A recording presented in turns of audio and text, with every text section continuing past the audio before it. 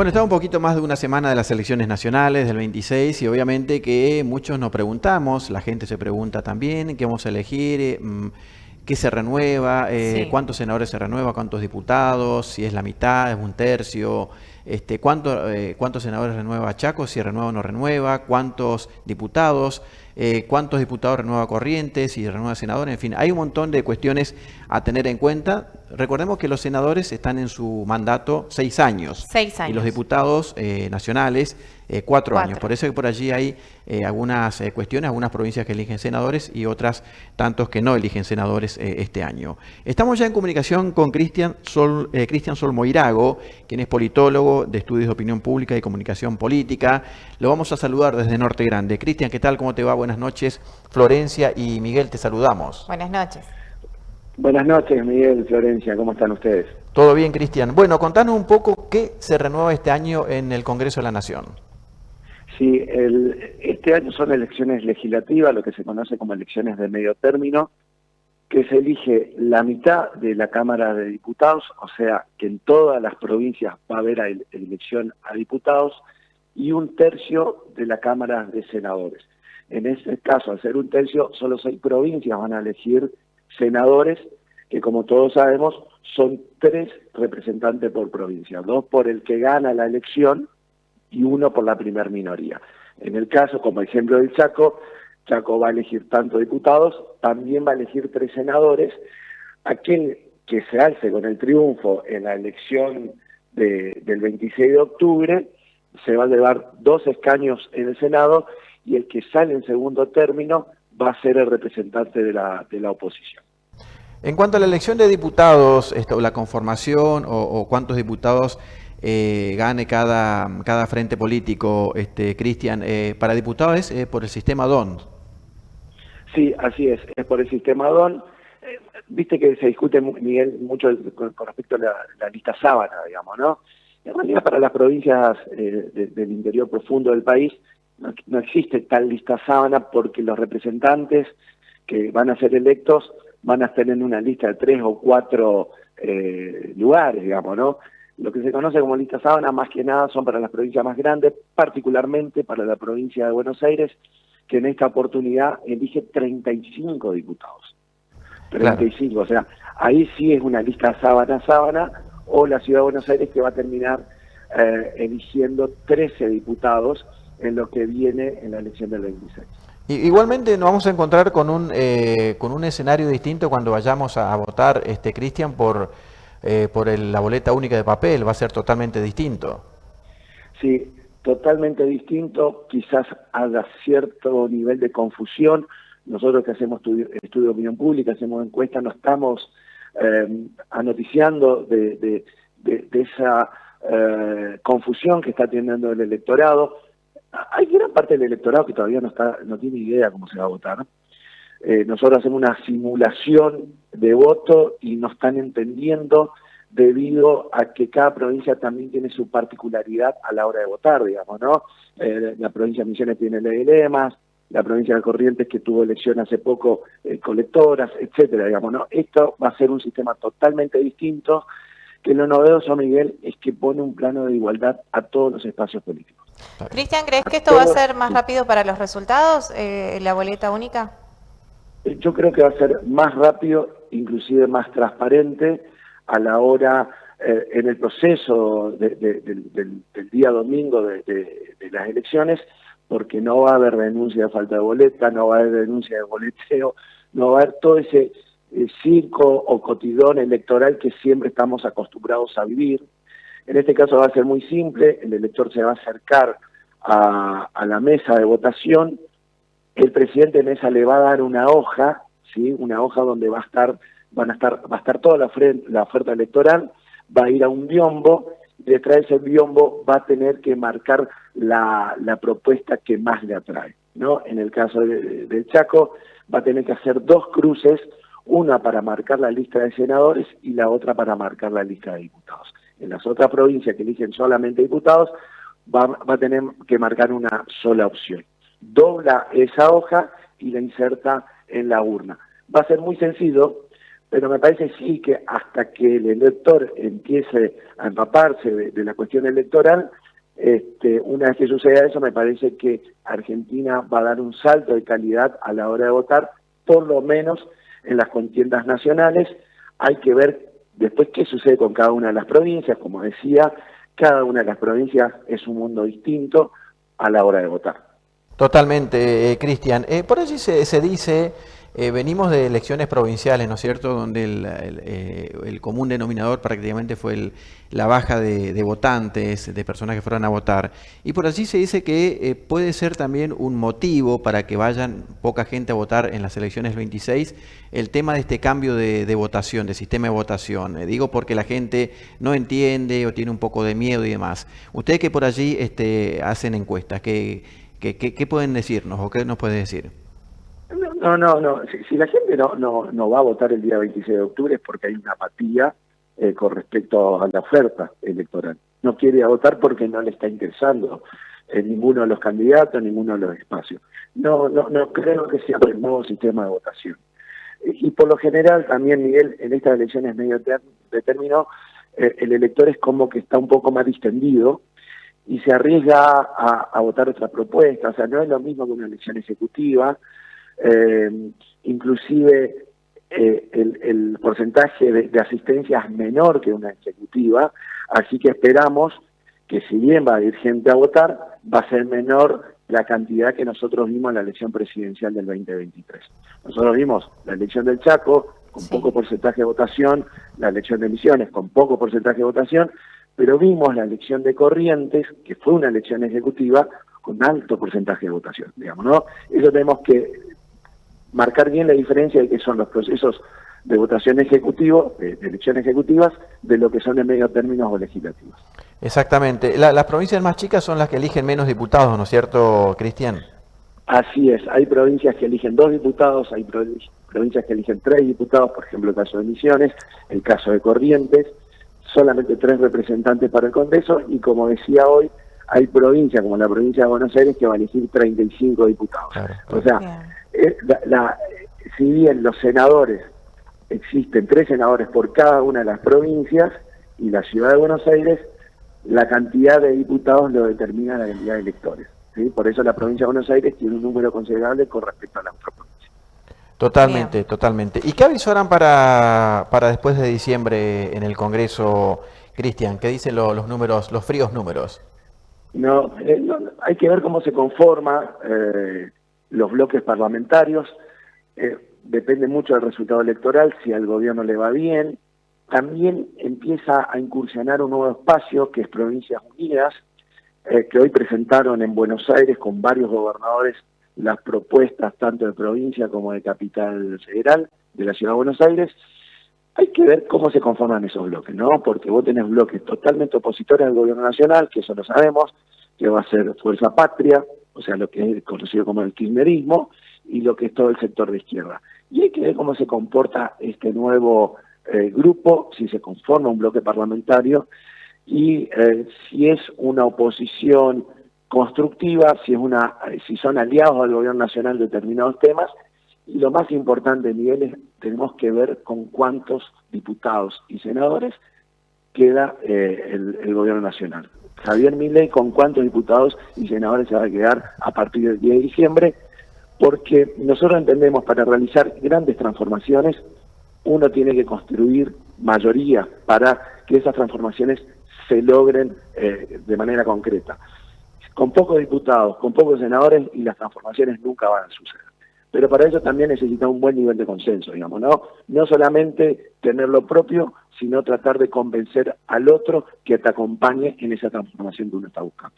Cristian, ¿estos resultados se está esperando a nivel nacional o crees que la visión va a estar en las provincias más grandes?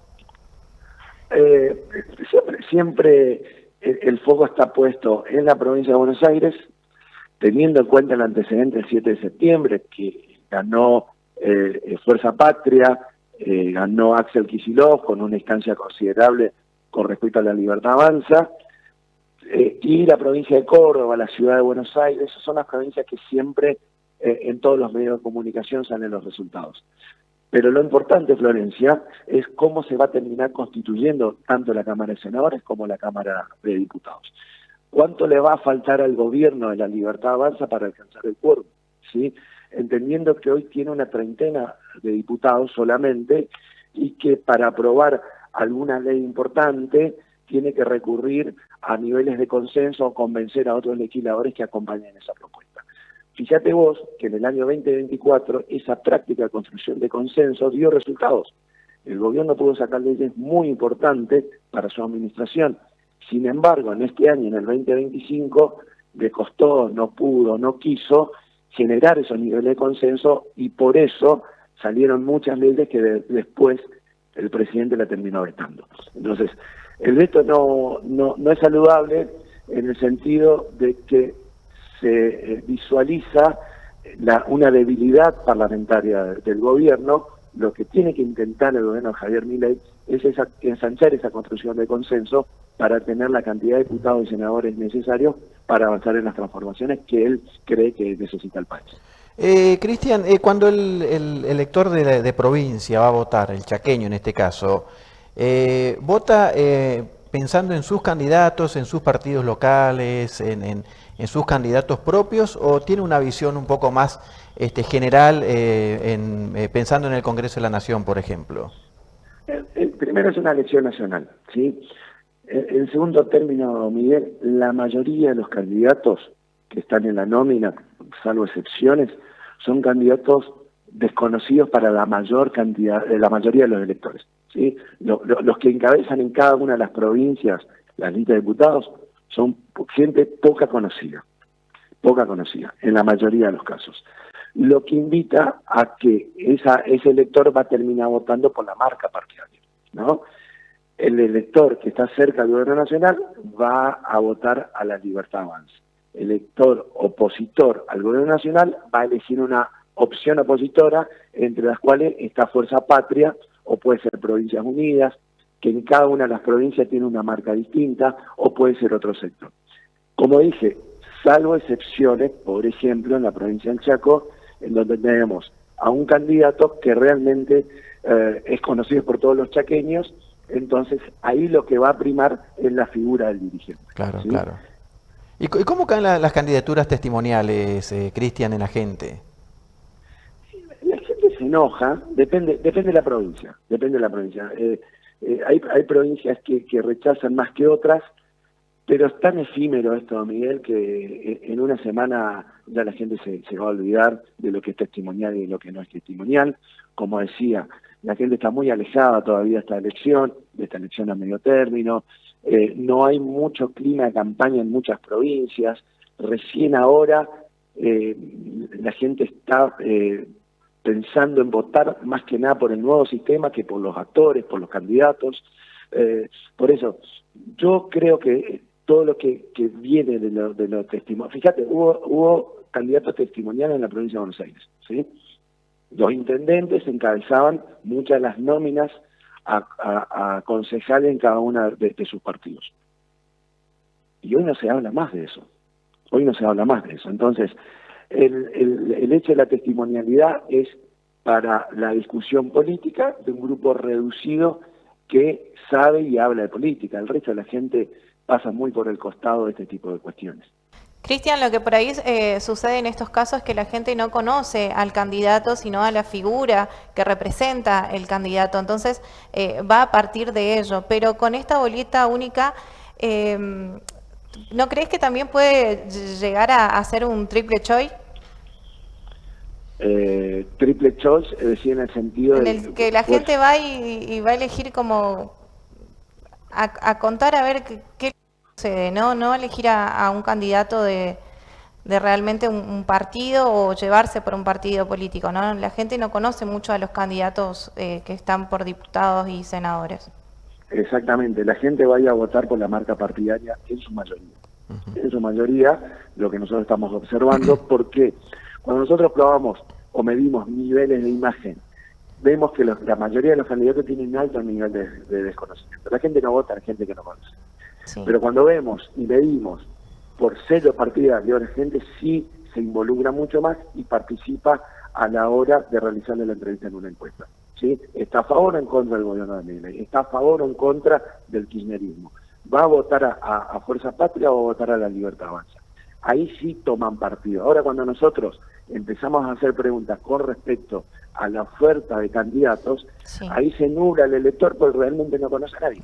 No conoce si el candidato A está en el partido de La Libertad Avanza o está en la izquierda, digamos, ¿no? Entonces, por eso, a diferencia de una elección ejecutiva donde el candidato son los candidatos a gobernador, que son mucho más conocidos, tienen mucho más penetración en toda la provincia, la elección de medio término, la elección legislativa, invita a tener más fortaleza o que se genere más fortaleza en los espacios partidarios. Cristian, muchísimas gracias por este contacto y por estos minutos. Muchas gracias, Miguel, Florencia, que tengan buena noche. Igualmente, Cristian. Cristian Solmoirago, politólogo de estudios de opinión pública y comunicación política, hablando de las elecciones, hablando técnicamente y también un poco sociológicamente, cómo la gente puede llegar a votar el 26 de octubre. Es una elección muy especial, muy particular. Sí. Obviamente que hay menos expectativa porque se trata de una elección de término medio, no es lo mismo una elección ejecutiva que una elección de término medio. Eso se dio históricamente, y no va a ser seguramente la excepción en esta oportunidad, más teniendo en cuenta que venimos de antecedentes de provincias donde eligieron legisladores, Sí. elecciones provinciales donde la participación fue muy baja, de entre el 50 y 55%, salvo Corrientes, como decía muy bien Cristian, que eligió cargos ejecutivos. Sí. Y que también el 26 de octubre elige cargos ejecutivos Santiago del Estero, va a estar eligiendo gobernador y vicegobernador. Sí. Recordemos que tanto Santiago como Corrientes vienen un poco desfasados de las elecciones por la cuestión de las intervenciones federales. Por eso Corrientes eligió este año gobernador y también Santiago del Estero va a estar eligiendo este año gobernador y lo va a hacer también con las elecciones nacionales del 26 de octubre. Así que habrá una gran expectativa. De igual manera, Miguel, alentamos a la gente a que vaya a votar, Tienen que que ir a vaya a votar. elegir, Tienen que ir. a emitir su voto, que vaya a dar su voz, porque a la hora de quejarnos estamos todos. Ujú. Pero a Si la no hora votamos, de no nos elegir, quejemos. No nos quejemos. Por ahí yo entiendo que es un poco cansador, que uno por ahí quiere estar el domingo en su casa, pero realmente es algo que va a cambiar el país, va a cambiar la provincia. Tienen que ir, tienen que emitir su voto, tienen que comprobar también esto de las boletas, de participar. Esperemos que la gente participe, tanto los jóvenes como los adultos, que vayan, que emitan su voto, que sea un domingo electoral más allá de la decisión política, en paz y tranquilo. Totalmente. Por allí se habla de la boleta única de papel. Es sencillo. Van a haber gente que le van a estar allí, gente que van a estar capacitando en las escuelas. Vaya con absoluta tranquilidad. Por allí la gente grande, inclusive en nuestros casos, de más de 50, 60 años, por allí cuesta un poco más entender las cuestiones. Por allí, inclusive en otros tiempos nos costaba a nosotros que estamos en el tema, imagínense a la gente que tiene que ir a votar. Pero vayan con tranquilidad, voten, elijan a sus representantes. Estamos hablando del Congreso de la Nación, con todo lo que ello significa. Los representantes tampoco se tienen que olvidar sus provincias, obviamente, no encandilarse con las luces de Buenos Aires, como suele pasar en muchas oportunidades. Así que, pero vaya a votar, es la única herramienta que tenemos los ciudadanos de elegir a nuestros representantes. Así que vaya a votar con tranquilidad, no le tenga miedo a la boleta única, le van a estar capacitando, le van a enseñar, le van a ayudar, así que no va a haber ningún inconveniente en ese sentido. Nuestra obligación como ciudadanos es ir a votar, y tenemos esa responsabilidad el 26 de octubre.